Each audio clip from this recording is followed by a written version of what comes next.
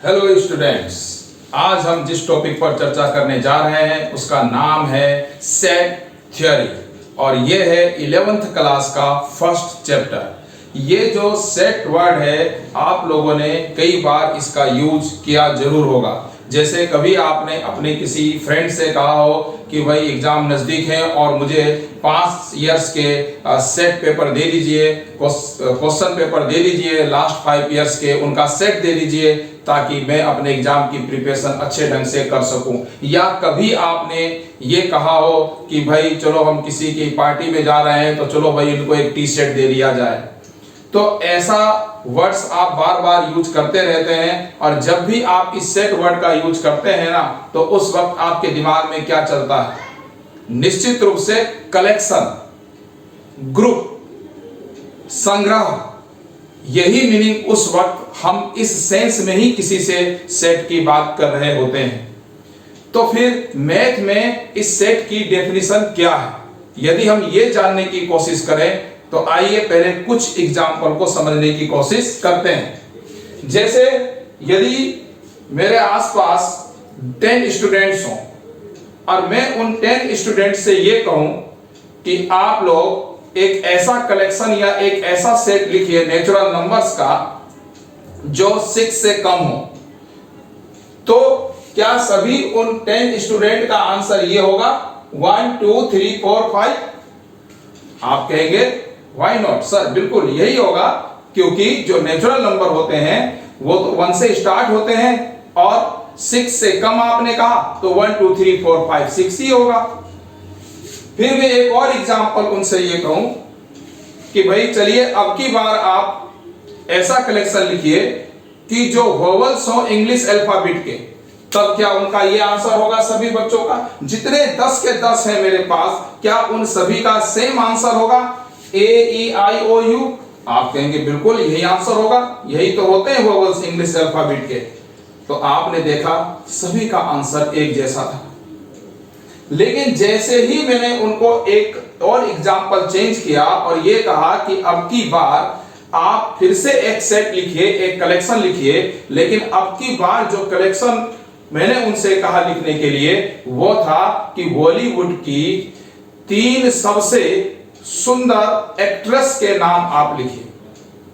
अब आप सोचिए क्या उन सब का आंसर यही होगा? आलिया, सोनाक्षी, कैटरीना, या इससे डिफर भी हो सकता है? आप कहेंगे बिल्कुल 100% ये बात हो सकती है सर कि कुछ ना कुछ डिफरेंस जरूर आ जाए, क्योंकि ये कोई जरूरी नहीं है कि उन सबकी पसंद, उन सबके नजर में यही 3 के 3 एक्ट्रेस सबसे ज्यादा सुंदर हो सकता है किसी को आलिया से अच्छी दीपिका लगती हो, वो ज्यादा सुंदर लगती हो, तो किसी को सोनाक्षी से अच्छी ऐश्वर्या राय लगती हो। इसी तरीके से हर एक के नजर में अलग अलग हीरोइन खूबसूरत हो सकती है, सुंदर हो सकती है। तो यहां पर डिफरेंस आ गया। यहां पर मेरा ये जो सेट है, ये जो कलेक्शन है, ये मैच नहीं किया उनसे। हो सकता है कुछ लोगों से कर जाए, लेकिन सबसे 10 के 10 स्टूडेंट से कर जाए ये कोई जरूरी तो नहीं था। और यहां देखिए एक और एग्जांपल मैंने लिखा है यहां पर कि भारतीय क्रिकेट टीम के 3 बेस्ट क्रिकेटर के नाम लिखिए, इसका एक कलेक्शन बनाइए। तो क्या उन सभी बच्चों का कलेक्शन इससे मैच करेगा? आप बोलेंगे नहीं, यहां पर आपने विराट लिखा है, रोहित लिखा है, शिखर लिखा है, लेकिन महेंद्र सिंह धोनी का नाम तो आपने लिखा ही नहीं है। इसके बिना ये कलेक्शन पूरा ही नहीं हो सकता है। तो कोई कहेगा नहीं जी नहीं, इसमें तो शिखर पंत, सॉरी इसमें तो पंत नहीं है, ऋषभ पंत का नाम नहीं है। तो हर एक का अपना अपना बेस्ट क्रिकेटर हो सकता है। तो अब आप देखिए यहां पर इन दोनों एग्जाम्पल में उन 10 स्टूडेंट से मेरे जो कलेक्शन है वो मैच नहीं किए। तो मैथ के लैंग्वेज में इसे तो हम सेट कहेंगे, लेकिन इस कलेक्शन को हम सेट नहीं कह सकते। ऐसा क्यों हुआ कि इसमें सबके आंसर मैच कर गए और इसमें सभी के जो सेट थे वो मैच नहीं किए, वो कलेक्शन मैच नहीं किए? कारण समझिए, ये डिफाइन है बच्चों। 1 2 3 4 5 मैंने आपसे जब नेचुरल नंबर कहा था लिखने के लिए, तो नेचुरल नंबर की अपनी एक डेफिनेशन थी जो सर्वमान्य थी, वो सब लोगों के लिए एक जैसी थी। जब मैंने आपसे इंग्लिश के अल्फाबेट लिखने के लिए कहा, इसके वोवेल्स लिखने के लिए कहा, तो वो भी सर्वमान्य थे, वो भी डिफाइन थे और सबको उनके बारे में एक जैसी ही जानकारी मालूम थी। लेकिन यहां पर जब आप देखें तो यहां पर क्या गड़बड़ी हो गई कि मैंने यहां पर कह दिया कि सबसे ब्यूटीफुल, सबसे सुंदर, यही गलती हो गई। ब्यूटी को डिफाइन नहीं किया जा सकता। यहां मैंने कह दिया बेस्ट क्रिकेटर, बेस्ट को डिफाइन नहीं किया जा सकता, इसकी कोई डेफिनेशन ही नहीं है। सब लोगों के अपने अपने बेस्ट अपने तरीके से हो सकते हैं। यदि मैं आपसे कहता सिर्फ कि बॉलीवुड की आप सिर्फ एक्ट्रेस के नाम लिखिए, 3 एक्ट्रेस के नाम लिखिए, तब ये कलेक्शन वैलिड हो जाता। यदि मैं कहता कि इंडियन टीम के 3 बेस्ट प्लेयर ना बोल करके सिर्फ 3 प्लेयर के नाम लिखिए, तो ये कलेक्शन ठीक था। लेकिन मैंने जो यहां पर बेस्ट यूज कर लिया, उसके कारण ये कलेक्शन सेट नहीं हो पाया। तो मैथ में जो डेफिनेशन है ना सेट की, देखिए क्या लिखा है, a set is well defined collection of objects. Set क्या है? वो वेल डिफाइंड कलेक्शन है, किसका? ऑब्जेक्ट्स का। अब ये जो वेल डिफाइंड है यहां पर देखिए, इसके 2 पार्ट हो गए। यहां हम वेल डिफाइंड जो समझ रहे हैं उसके 2 पार्ट, पहला हो गया डिस्टिंक्ट और दूसरा हो गया डिस्टिंग्विशेबल। अब इन दोनों को जरा समझिए आप। देखिए यहां पर मैंने एक कलेक्शन लिखा है, इस कलेक्शन को वॉच कीजिए कि कलेक्शन कैसे लिखा गया है। 1 का स्क्वायर, 2 का स्क्वायर, 3 का स्क्वायर, 4 का स्क्वायर, 5 का स्क्वायर और फिर ऐसे आगे चलता रहा 6 का स्क्वायर और 6 तक ही आगे भी चल सकता था, लेकिन मैंने उसको 7 से कम लिखा स्क्वायर में।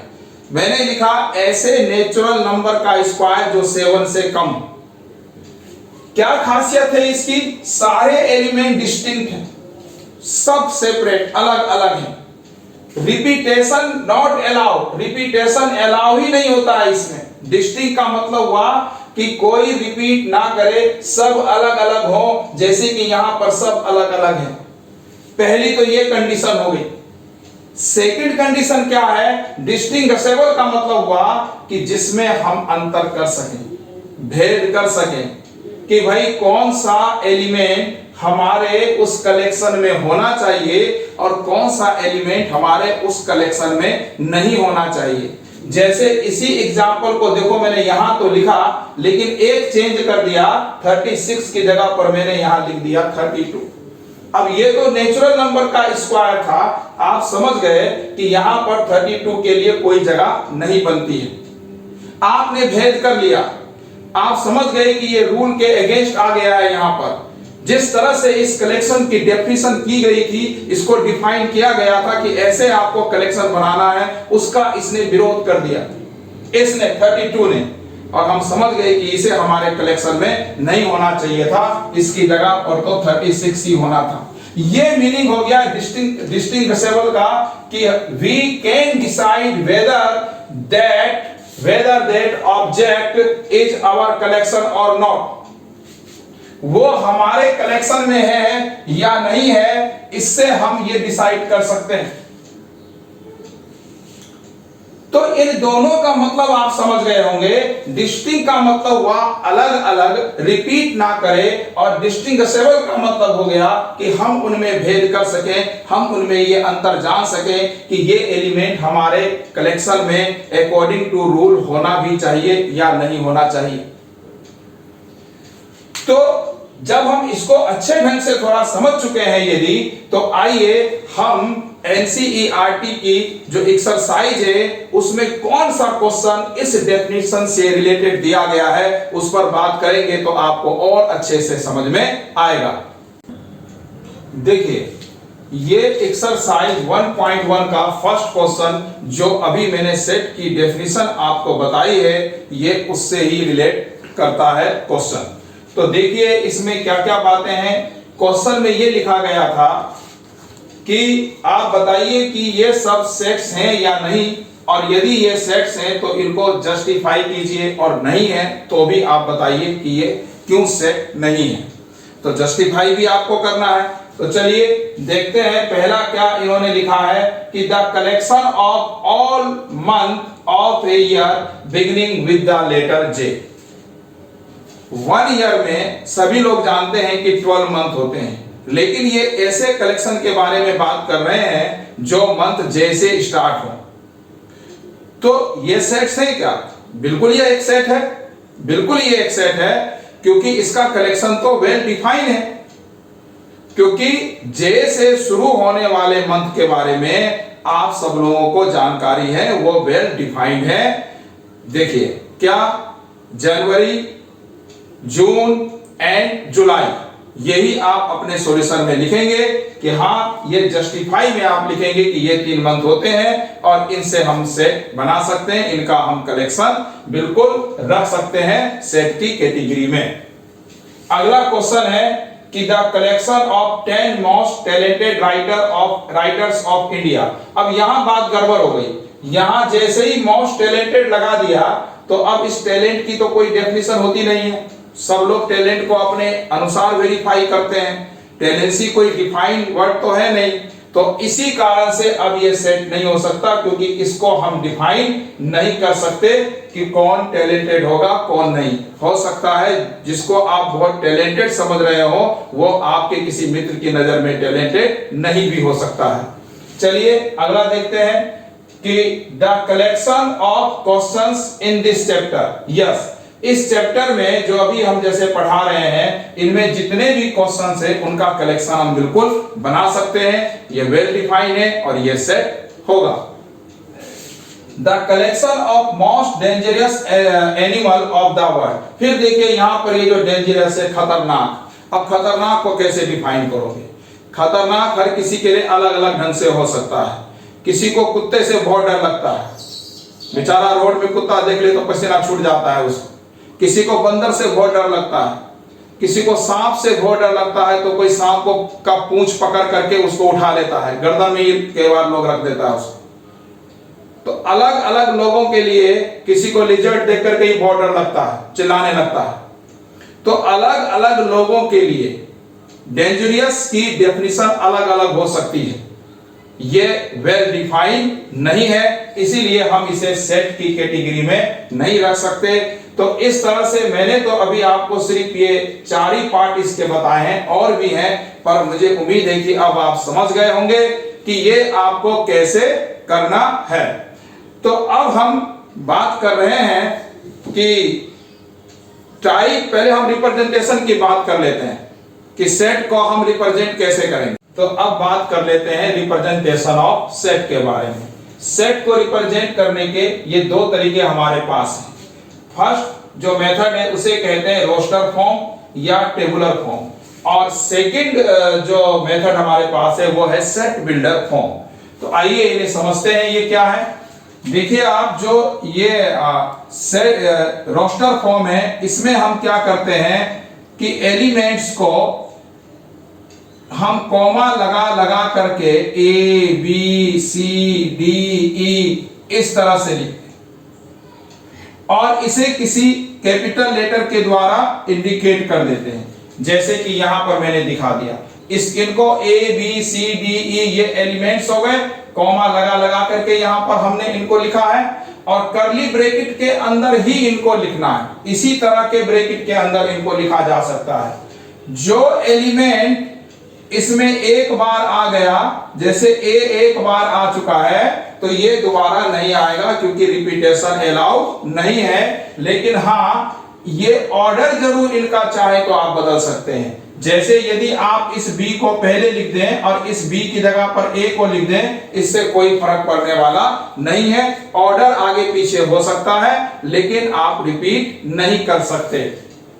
जैसे कि मैं आपको एक सेट लिख दूं बी, और यहां पर मैंने लिखा A comma E I O and U. अब आप देखें, यहां पर ए इसका एलिमेंट है, इसका मेंबर है, तो इसको ऐसे दिखाते हैं, ए बिलोंग टू बी।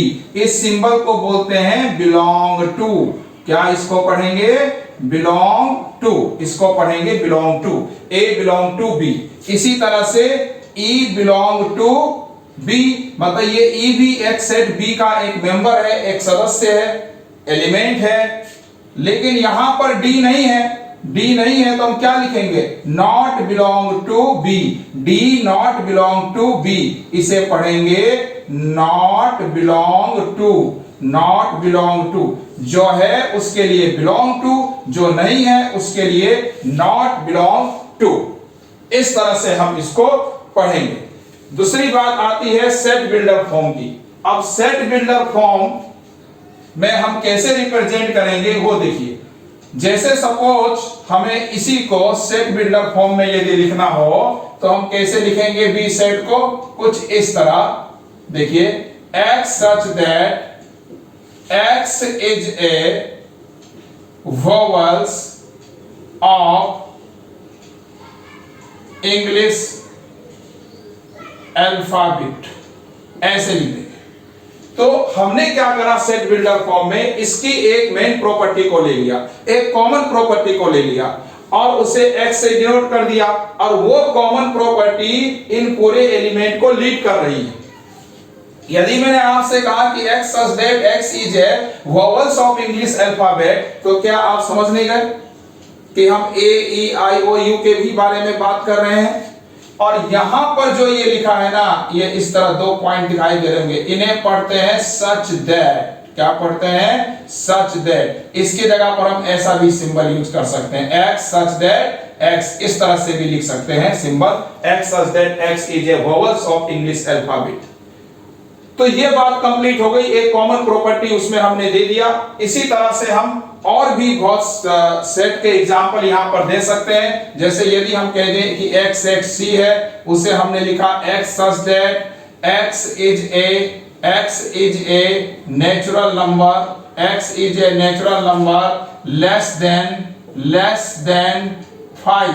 तो आप समझ गए कि हम किसके बारे में बात कर रहे हैं? 1 2 3 4 के बारे में हम क्या कर रहे हैं? बात कर रहे हैं।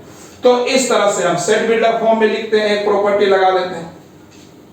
देखिए, हमने यहां से जो रोस्टर फॉर्म में लिखा था उसे सेट बिल्डर फॉर्म में लिख दिया, और जो सेट बिल्डर फॉर्म में है उसे हम रोस्टर फॉर्म में भी लिख सकते हैं। जैसे इसी को यदि हम रोस्टर फॉर्म में लिखेंगे तो c इक्वल क्या हो जाएगा भाई? 5 से कम नेचुरल नंबर 1 2 3 4, लीजिए हो गया, ये रोस्टर फॉर्म या टेबुलर फॉर्म में चेंज हो गया। लेकिन क्या हम हर बार ऐसा कर सकते हैं? क्या हम हर बार सेट बिल्डर फॉर्म में लिखी हुई चीज को रोस्टर फॉर्म में लिख सकते हैं? या हर बार जो रोस्टर फॉर्म में है उसे सेट बिल्डर फॉर्म में लिख सकते हैं? तो इसका आंसर होगा नहीं, ऐसा हर बार नहीं कर सकते। जैसे कि एक एग्जांपल में यहां पर सेट बिल्डर फॉर्म का आपको दे दूं कि सपोज कोई सेट है D और वो इस तरह है कि x सच दैट मतलब x, जबकि x is a points of line AB। ये एग्जांपल ले लेते हैं, या एक और सेट ले लेते हैं, x such that x is a citizen of India, x is a citizen of India। इस तरह का एग्जांपल हम ले लें तो आप क्या देखेंगे कि भाई इसको ऐसे लिखना अब संभव नहीं हो पाएगा, क्योंकि एक लाइन में तो इन्फिनिटी पॉइंट्स होते हैं और उन पॉइंट को हम इंडिकेट नहीं कर सकते, लिस्टेड नहीं कर सकते हैं। यदि हम कह दें कि x such that x is a citizen of India, तो इसको भी दिखाना हमारे लिए काफी मुश्किल है, नेमिंग करके दिखाना काफी मुश्किल हो जाएगा।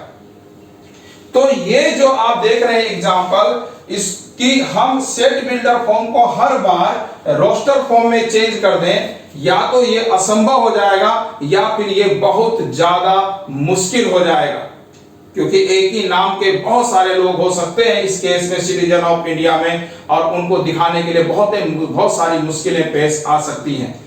तो या तो बहुत मुश्किल हो जाएगा या फिर वो बिल्कुल असंभव सा हो जाएगा। इसी तरह से यहां पर जरा कुछ एग्जांपल आप देख लें कि जैसे कि हम यदि यहां पर ये कह दें, एक सेट बना लेते हैं, चलिए एक सेट है ए, यहां पर हम क्या करते हैं, यहां पर हम कुछ कंट्री के नाम लिख देते हैं, जो भी एशिया में जो भी कंट्री है, कि इंडिया, बांग्लादेश, चाइना और पता नहीं जो भी कंट्री एशिया में होगी उनको लिख दें, और इसके साथ में उनके जो प्राइम मिनिस्टर है उनको भी लिख दें, और इसके साथ में जो यहाँ पर सबसे लंबी रिवर है, नदी है, उनको भी लिख दें, और एक सेट तैयार कर लें अपना।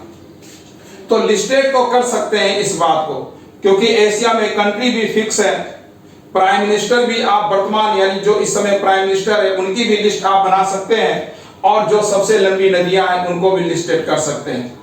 लेकिन जब आप इसको सेट बिल्डर फॉर्म में लिखने के लिए जाएंगे तो इनमें कोई कॉमन प्रॉपर्टी आपको नजर नहीं आएगी कि जो सभी में हो जाए, क्योंकि x जो डिनोट करेगा वो इनमें से किसी एक ही को डिनोट कर सकता है, एक साथ तीनों को डिनोट नहीं कर सकता है।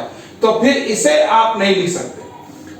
हो सकता है कि आप ये सोच रहे हो कि ये तो सेट ही नहीं है, क्योंकि यहां पर कंट्री के नेमिंग है, यहां प्राइम मिनिस्टर और यहां रिवर, ये क्या हो गया। तो ये सेट हो भी सकता है और नहीं भी हो सकता है, ये डिपेंड करता है आपके डिफाइन करने पर कि आपने इस सेट के बारे में क्या कहा है। यदि आपने इस सेट के बारे में ये कहा कि भाई आप जो है सिर्फ एशिया की कंट्री के बारे में लिखिए, तब तो ये दोनों इनवैलिड हो गए। लेकिन आपने ये कहा है कि ऐसा कलेक्शन बनाइए जिसमें एशिया के सारे कंट्री हों, उनके प्राइम मिनिस्टर भी हो प्रेजेंट में जो है, और साथ ही साथ में उनकी जो सबसे लंबी रिवर्स हो उनके बारे में भी यहाँ पर रिवर हो उसके बारे में भी यहाँ पर हम दिखा दें, तो फिर एक सेट बन जाता है, जिसको हम रोस्टर फॉर्म में तो लिख पाए, लेकिन इसमें तीन चीजें आ गई थी, इस कारण से इसको हम सेट बिल्डर फॉर्म में इंडिकेट नहीं कर पाए। तो आइए हम बुक के कुछ क्वेश्चन के बेस पर इसको समझने की कोशिश करते हैं। तो यहां मैंने कुछ क्वेश्चन लिखे हैं जो एनसीईआरटी की बुक में है, आपके पास एक्सरसाइज 1.1 में। जैसे कि अभी अभी हम लोगों ने डिस्कस किया है कि हम रोस्टर फॉर्म से सेट बिल्डर फॉर्म में आ सकते हैं, और सेट बिल्डर फॉर्म से रोस्टर फॉर्म में भी आ सकते हैं, और ऐसा हर बार नहीं कर सकते। और आप इस एग्जाम्पल में कंफ्यूज मत होइएगा। मैं आपको एक बार फिर से ये बता रहा हूं कि यदि मैंने आपसे ये कहा है कि किसी पॉइंट, कोई लाइन AB या कोई सेगमेंट AB है, इसके हर पॉइंट को हम रोस्टर फॉर्म में नहीं दिखा सकते, उसका क्या कारण है। कहीं आप ये ना सोचने लगे कि भाई 2, 4, 6 ऐसे इवन नंबर को भी तो हम डॉट डॉट करके दिखाते हैं, तो फिर इसके पॉइंट को क्यों नहीं दिखा सकते। देखिए हमें पता है कि 2 के बाद यहाँ पर 3 इवन नंबर में 4, फिर 6, फिर 8 हर नंबर के बारे में हम जान रहे हैं, लेकिन यहाँ पर क्या हम एक पॉइंट के बाद अगले पॉइंट के बारे में जान रहे हैं। हम अगले पॉइंट को डिफाइन नहीं कर पाएंगे कि इसके बाद और कौन सा पॉइंट आएगा। जैसे कि हम रियल लाइन में देखते हैं, रियल नंबर में देखते हैं, आप यदि रियल नंबर को लिस्टेड करना चाहेंगे तो ये पॉसिबल नहीं है, क्योंकि कोई आपसे कह दे कि 1 और 2 के बीच में रियल नंबर को या रेशनल नंबर को लिस्टेड कीजिए, तो आप क्या करेंगे। 1 आप लिखेंगे तो फिर 1 के बाद पहला अगला क्या आना चाहिए आपके पास एलिमेंट, इसकी जानकारी हो जाएगी आपको। बिल्कुल नहीं हो सकती, क्योंकि 1 के बाद अगला नंबर आप क्या बोलेंगे 1.01 नहीं 1.00001 या 1.0000001। आप कभी भी नेक्स्ट नंबर पर बात नहीं कर पाएंगे। उन्हें हम सेट बिल्डर फॉर्म में ही इंडिकेट करते हैं, रोस्टर फॉर्म में उनको दिखाना संभव नहीं हो पाता है। तो ये कंफ्यूजन कहीं आप यहां पर ना करें, इसलिए मैंने आपको एक बार फिर से ये बात समझा दी है। अब यहां देखिए क्वेश्चन नंबर 2, इस क्वेश्चन नंबर 2 में क्या लिखा है कि 1 2 3 4 5 6 ये एक आपको सेट दे दिया गया है, और इस क्वेश्चन में ये कहा गया है कि आप बिलोंग टू और नॉट बिलोंग टू का साइन लगाइए इनके बीच में। तो 5 यदि इसमें है, 5 यदि ए में है तो यहां बिलोंग टू लग जाएगा, क्योंकि ये इसका मेंबर है। 8 इसमें नहीं है तो नॉट बिलोंग टू लग जाएगा, क्योंकि वो इसका मेंबर है ही नहीं। इसी तरह से और भी आगे इसमें कुछ और पार्ट दिए हैं, उन पार्ट को भी आप सॉल्व कर सकते हैं आगे जो दिया गया है इजीली। और थर्ड क्वेश्चन देखिए क्या है। थर्ड क्वेश्चन में है कि ये भी एक सेट बिल्डर फॉर्म में यहां पर दिया गया है और आपको इसे रोस्टर फॉर्म में लिखना है। तो रोस्टर फॉर्म में कैसे लिखेंगे? देखिए क्या लिखा है, इंटीजर। अब इंटीजर के बारे में पता होना चाहिए।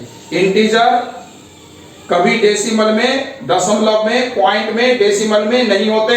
इंटीजर कभी टूटा फूटा नंबर नहीं होता। इंटीजर जब होता है तो वो पूरा ही नंबर होता है।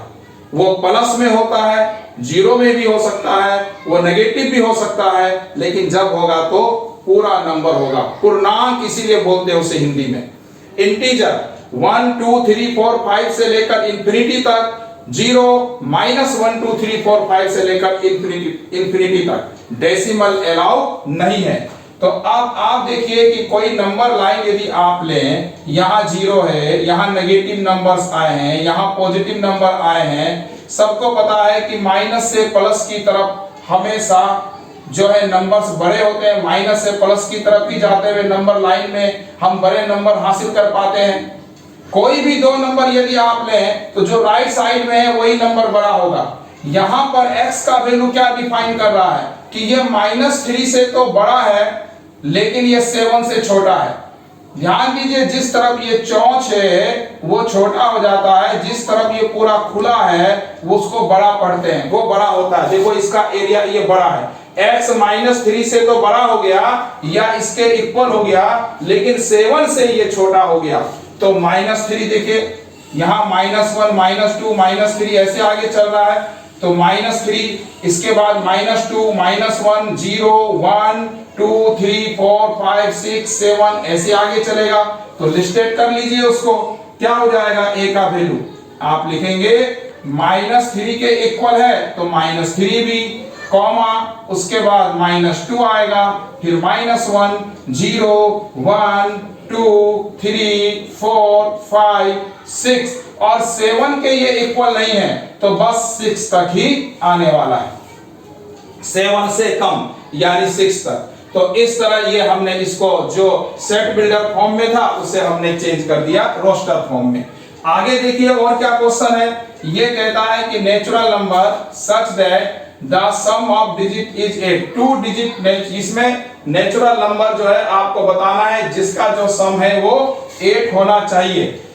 नेचुरल नंबर 2 डिजिट होना चाहिए, यहाँ 2 डिजिट नेचुरल नंबर। यहाँ पर एक वर्ड मिस हो गया है और वो वर्ड है 2 डिजिट नेचुरल नंबर का। मैं आपको फिर से इसमें ये क्वेश्चन बता देता हूं। x such that x is a 2 digit natural number, x is a 2 digit natural number, ये क्वेश्चन था। अब 2 डिजिट का नेचुरल नंबर आपको लेना है और इस तरह से लेना है कि उनका जो सम है ना डिजिट का वो 8 हो। जैसे कि हम ले सकते हैं ना 17, तो 7 और 1 देखो इनके डिजिट का सम 8 हो गया। 2 डिजिट के नंबर 10 से स्टार्ट होंगे और 99 तक जाएंगे। इनके बीच में ऐसे कौन कौन से नंबर होंगे वो आप लिखिए। C इक्वल क्या हो गया, देखिए पहला तो 17 हो गया, कॉमा उसके बाद फिर क्या आ जाएगा 26, 6 और 2 देखो यहाँ भी 8 है, फिर 35, 5 और 3 8 हो गया, फिर 44, फिर 53, फिर 62, 71, 80 हो गया। ये सब 2 डिजिट के नंबर हैं जिनका सम जो है वो क्या है, यहाँ पर क्या आया हुआ है, इनका सम 8 आ रहा है। फिर और देखिए और क्या क्वेश्चन है इसमें।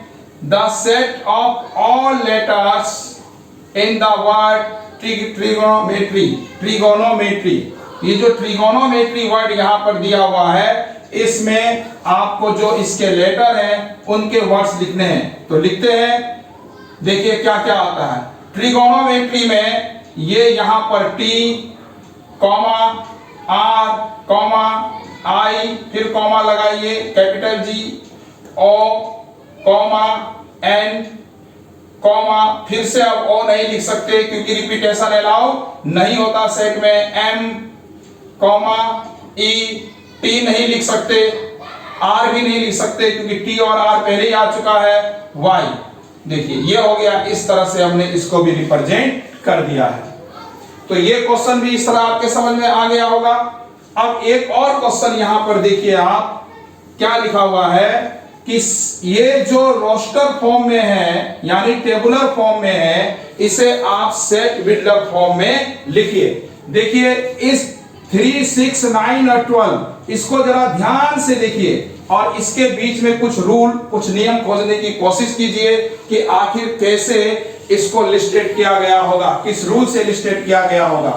ध्यान से देखिए 3, 6, 9, 12 ये सभी 3 के मल्टीपल हैं, ये सभी 3 के टेबल में आते हैं। तो चलिए कोई नाम दे देते हैं ना, जैसे सेट ए, क्या लिखेंगे देखिए, set A x such that हम लिख देते हैं x इक्वल 3n, सभी 3 से मल्टीप्लाई करने के बाद आ रहे हैं x इक्वल 3n। n क्या है? तो नेचुरल नंबर, ठीक है ना, n क्या है? Natural number. और जो n है वो लेस और इक्वल होने चाहिए 4 के। देखो नेचुरल नंबर क्या होता है, 1 से स्टार्ट होता है और ये कह रहा है कि 4 के इक्वल या उससे कम, ऐसा हमने लिखा है। तो 1 2 3 4 लिख दिया हमने। अब n की जगह पर आप पहले 1 रखिए तो 3 1 जा 3 हो गया, फिर 2 रखिए तो 6 आ गया, फिर 3 रखिए 9 हो गया, 4 रखिए 3 4 जा 12 हो गया। आप इसे ऐसे भी लिख सकते थे कि x such that x is a multiple of 3 less than 15, ये भी सही होता। आप ये भी लिख सकते थे कि x such that x is a multiple of 3 less than 15, वो भी सही होता। और हमने इसे इस तरह से दिखा दिया। एक यहां पर देखिए, इसको भी हमको लिखना है किस फॉर्म में, तो इसको भी हमको लिखना है सेट बिल्डर के फॉर्म में। चलिए एक सेट बी मान लेते हैं। अब ये क्या हो गया, देखिए x सच दैट, क्या रूल है इसमें, रूल को तलाशिए। 2 4 8, भाई इवेंट नंबर तो नहीं है ये, 4 के बाद 6 गायब हो गया, फिर 8 आ गया। क्या ये स्क्वायर है नंबर के? जरा दिमाग लगाइए। 1 का स्क्वायर तो 1 होता है, वो तो है ही नहीं। 2 का ना वो भी नहीं है। फिर आप सोचेंगे देखें और क्या रूल इसमें हो सकता है। 2 की पावर 1, ठीक है, 2 की पावर 2, 2 की पावर 3, हाँ ये सही आ रहा है। 2 की पावर n, क्या हो गया, 2 की power n belong to natural number. Natural number लिखना जरूरी है ताकि डेसिमल नंबर्स ना आ जाएं n की जगह पर। एंड n जो है उसे डिफाइन कर लेते हैं लेस n इक्वल 5। देखिए ये भी लिखना जरूरी है क्योंकि यहां में 32 तक ही दिया गया है। अब देखिए ये n, ये नेचुरल नंबर n की जगह पर 1 2 3 4 और 5 तक रखिए। पहले n की जगह पर 1 रखिए, 2 की पावर 1 हो गया 2, फिर n की जगह पर 2 रखिए, 2 का स्क्वायर हो गया 4, 3 रखिए 8, 4 रखने पर 16 और 5 रखने पर 2 को 5 बार मल्टीप्लाई करेंगे तो आ जाता है 32। तो यस, देखिए ये इस तरह से सेट बिल्डर फॉर्म में चेंज हो गया। अब इसके बाद जो क्वेश्चन है और दोनों नीचे और जो क्वेश्चन लिखे हैं उनमें से एक में तो फिर आपको सेट बिल्डर फॉर्म से रोस्टर फॉर्म में ही आना है, वो मैं समझा चुका हूं आपको। और आखिरी क्वेश्चन में क्या है कि एक तरफ रोस्टर फॉर्म दिया हुआ है, एक तरफ सेट बिल्डर फॉर्म दिया हुआ है, आपको मैच करना है कि कौन सा किसका सही आंसर है, वो भी आप इजीली बना लेंगे। तो इस तरह से एक्सरसाइज 1.1 में ये क्वेश्चन थे आपके पास एनसीईआरटी में। अब हम बात कर लेते हैं थोड़ा टाइप ऑफ सेट्स पर। तो अब हम लोग बात कर लेते हैं टाइप ऑफ सेट्स पर। देखिए सबसे पहला टाइप आता है एम्प्टी और नल सेट का, वाइड सेट भी कहते हैं इसे, हिंदी में कहते हैं रिक्त समुच्चय, यानी जो हो एकदम खाली, एक भी एलिमेंट जिसमें ना हो, ऐसा सेट जिसमें आप एक भी एलिमेंट ना लिख पाए। सेट होगा जरूर, स्टेटमेंट होगा जरूर, लेकिन आप उसमें कोई भी एलिमेंट लिख नहीं पाएंगे, आपको इसे खाली ही रखना पड़ेगा कुछ इस तरह से। मैं एग्जांपल देता हूं आपको, ऐसे ये हो गया रिक्त यानी खाली। जैसे मैंने आपसे कह दी कुछ ऐसी बात कि बच्चों 2 और 3 के बीच में 5 नेचुरल नंबर का कलेक्शन लिखिए। अब आप बोलेंगे 2 और 3 के बीच में वो भी 5, अब वो भी नेचुरल नंबर का कलेक्शन, ये कैसे हो जाएगा?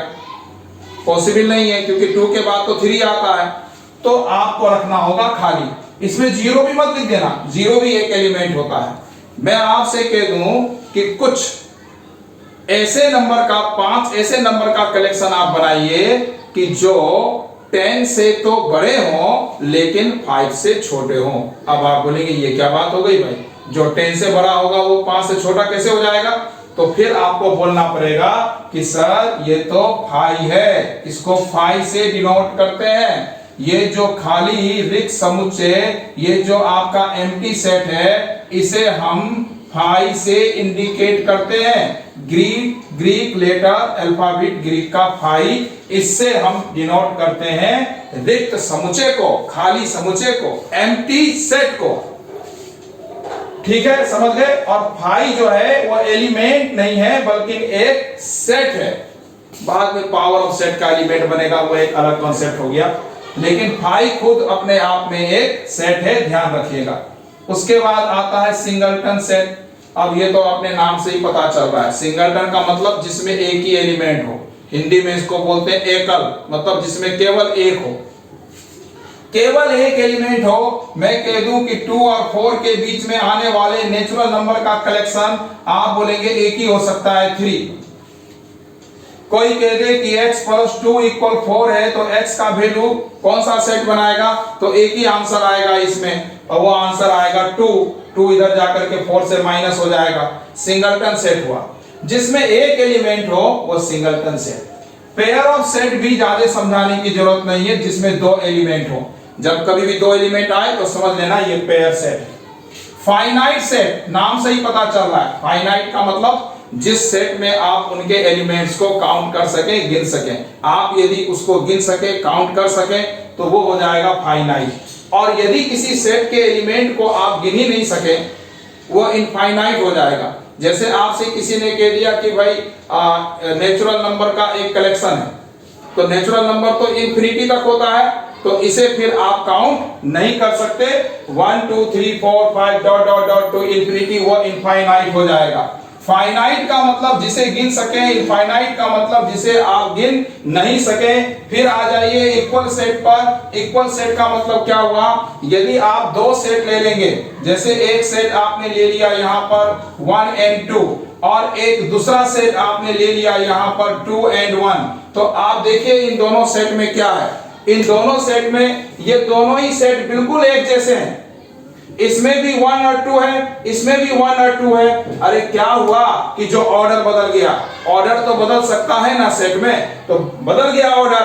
तो ये भी 1 2, ये भी 1 2, सेम टू सेम, दोनों में एक जैसे एलिमेंट, तो इसको कहते हैं इक्वल सेट। आप कहेंगे A = B, इक्विवेलेंट सेट। चलिए मैं यहां पर एक और सेट लिख लेता हूं C, और इस C सेट में मैंने लिख दिया सपोज 5 and 6। अब आप देखिए ये A और ये C, ये इक्वल सेट नहीं है क्योंकि इनके एलिमेंट एक जैसे नहीं है। लेकिन एक खास बात फिर भी है उनमें, और वो खास बात क्या है उनमें? कि इनमें ना नंबर एक जैसे हैं। इसमें भी 2 एलिमेंट, इसमें भी गिन करके 2 एलिमेंट, 2 एलिमेंट हैं। यानी इन्हें हम कह सकते हैं number of A = number of B, number of A = number of B। और ऐसी कंडीशन में ये बन जाएगा इक्विवेलेंट सेट। ऐसे सेट को इक्विवेलेंट सेट कहते हैं जिनमें नंबर ऑफ एलिमेंट इक्वल होते हैं। एक और चीज ध्यान दीजिएगा, ये जो नंबर ऑफ A और नंबर ऑफ B मैंने लिखा ना, इन्हें कार्डिनल नंबर के नाम से जानते हैं। A में जितने एलिमेंट होंगे वो उसका कार्डिनल नंबर, उसको दिखाएंगे, नंबर ऑफ A से डिनोट करेंगे। यहां पर देखिए, यहां पर B की जगह पर यहां जैसे कि मैंने C लिया था, तो यहां आप C लिख दीजिए। ये जैसे कि मैंने आपसे कहा था कि यहाँ पर number of A = number of C लिख दीजिए यहाँ पर। तो ये जो C है, ये नंबर ऑफ C, यदि हम इसको लिख दें ऐसे करके नंबर ऑफ C, तो ये बन गया इसका कार्डिनल नंबर। तो number of A = number of C equivalent set है कि ये दोनों इक्वल तो नहीं है, लेकिन इनमें नंबर ऑफ एलिमेंट क्या है? इक्वल है। और कार्डिनल नंबर का मतलब हो गया कि एक सेट में कितने एलिमेंट मौजूद हैं। तो अभी जो मैंने आपको ये टाइप ऑफ सेट बताए हैं, इन्हीं के बेस पर हम देखते हैं कि एनसीईआरटी ने आपको कौन कौन से क्वेश्चन दिए हैं, उनको थोड़ा डिस्कस कर लेते हैं। तो ये है एनसीईआरटी की एक्सरसाइज 1.2 टाइप ऑफ सेट्स पर डिपेंड है। देखिए पहले क्वेश्चन में इन्होंने क्या कहा है कि आपको बताना है फर्स्ट क्वेश्चन में कि कौन एम्प्टी सेट है और कौन एम्प्टी सेट नहीं है। देखिए पहला क्वेश्चन है कि set of odd natural number divisible by 2। अब आप बताइए ऑड नेचुरल नंबर क्या 2 से डिविजिबल होता है? जो 2 से डिविजिबल हो जाते हैं उन्हें तो हम इवन नंबर कहते हैं। ऑड नंबर कभी 2 से डिविजिबल नहीं हो सकता, तो ये खाली रह जाएगा, इसमें एक भी एलिमेंट कभी आने वाला नहीं है। यस, ये एम्प्टी सेट हो गया। सेकंड नंबर पर देखिए set of even prime number. Even prime number, पहले तो प्राइम नंबर क्या होते हैं? प्राइम नंबर जो सिर्फ 2 ही नंबर से डिवाइड होते हैं, एक 1 से और एक खुद अपने आप से, यानी प्राइम नंबर के पास 2 फैक्टर होते हैं, 1 एंड इटसेल्फ। तो प्राइम नंबर में पहला प्राइम नंबर 2 होता है और वही एकमात्र इवन प्राइम नंबर होता है। 2 के बाद जो भी प्राइम नंबर होते हैं वो सारे ऑड ही होते हैं। मैं ये नहीं कह रहा हूं कि ऑड नंबर प्राइम होते हैं, प्राइम नंबर ऑड होते हैं। जो भी प्राइम नंबर आएंगे 2 के बाद वो ऑड होंगे। समझ गए बात? तो एकमात्र इवन प्राइम नंबर होता है 2, तो ये एम्प्टी सेट नहीं हुआ, इसमें एक एलिमेंट आ गया है 2, ये सिंगलटन सेट हो गया। तो ये एम्प्टी था, ये एम्प्टी नहीं है। तो इसी तरह से और भी क्वेश्चन इसमें आगे दिए गए हैं जहां आपको बताना है कि वो एम्प्टी सेट है या नहीं। अब आप देखिए क्वेश्चन नंबर 2 में आइए। क्वेश्चन नंबर 2 में क्या है? फाइनाइट और इनफाइनाइट बताना है आपको कि कौन किसमें फाइनाइट नंबर है और किस सेट में इनफाइनाइट नंबर है। भाई जो काउंटेबल हो जाएंगे, जिन्हें आप गिन सकेंगे। उसने कहा कि 100 तक या 100 से कम नेचुरल नंबर, तो आपने कहा फाइनाइट। उन्होंने कहा 1 से लेकर के और कोई एंड ही नहीं किया, डॉट डॉट डॉट लगा दिया टू इन्फिनिटी तक, तो आप कहेंगे इनफाइनाइट। बहुत ही आसान है। तीसरे क्वेश्चन में भी फाइनाइट और इनफाइनाइट ही बताना है। चौथे क्वेश्चन में इक्वल सेट, अच्छे से मैंने समझा दिया है कि जब 2 सेट के सारे एलिमेंट एक जैसे होंगे, बिल्कुल नंबर भी और एक जैसे होने चाहिए सारे एलिमेंट। जैसे ए में यदि 1 2 3 है तो बी में भी 1 2 3 आना चाहिए, तभी वो इक्वल सेट होंगे। तो ये भी आप बना सकते हैं इक्वल सेट वाला। और देखिए 5 नंबर भी सेम है, इसमें भी इक्वल सेट के बारे में ही बताना है। जैसे एक क्वेश्चन मैंने यहाँ लिखा है कि a इक्वल 2 और 3 दिया इन्होंने, ठीक है, और एक दे दिया उन्होंने कि x such that x is a solution of, और ये एक क्वाड्रेटिक इक्वेशन दे दिया आपको। आप इस क्वाड्रेटिक इक्वेशन को मिडिल टर्म से सॉल्व कर दीजिए। देखिए इसमें सारे प्लस के हैं, तो इसके फैक्टर 2 3 जा 6 आएगा, तो 2 और 3, लेकिन वो आएगा नेगेटिव में। किस में आएगा? वो नेगेटिव में, और यहाँ है पॉजिटिव में, तो ये इक्वल सेट नहीं होंगे, इक्विवेलेंट हो जाएंगे, क्योंकि दोनों में 2 एलिमेंट ही आ रहे हैं। और 6 नंबर क्वेश्चन में भी आपको यही बताना है कि वो इक्वल सेट है या नहीं। तो इस तरह आसानी से आप ये 1.2 एक्सरसाइज को कंप्लीट कर सकते हैं। आज जो भी मैंने आपको बताया है, मुझे उम्मीद है कि आपको वो अच्छे से समझ में आया होगा। अब इसके बाद आगे नेक्स्ट एक्सरसाइज में हम आगे की चर्चा करेंगे नेक्स्ट लेक्चर में। तो यदि आपने अभी तक मेरा चैनल सब्सक्राइब नहीं किया है तो इसे जरूर सब्सक्राइब करें, बेल आइकन को प्रेस करें, और यदि आपको मेरा पढ़ाया हुआ लेक्चर पसंद आया है तो उसे लाइक भी जरूर कीजिए।